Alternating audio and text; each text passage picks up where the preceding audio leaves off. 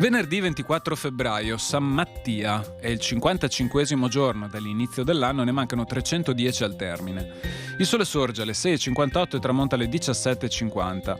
La luna si leva alle 9:03 e tramonta alle 23:06.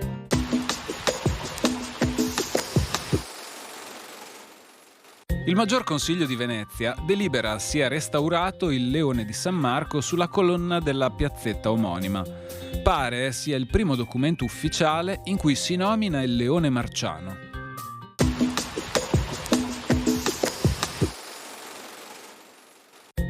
Le previsioni per domani. Inizialmente cielo nuvoloso con maggior copertura in pianura, poi tempo variabile con maggiori spazi di sereno sulle Dolomiti e addensamenti più presenti altrove. Possibile a tratti qualche modesta precipitazione sparsa, in particolare su pianura e prealpi, con eventuali fiocchi di neve da 1300-1600 metri.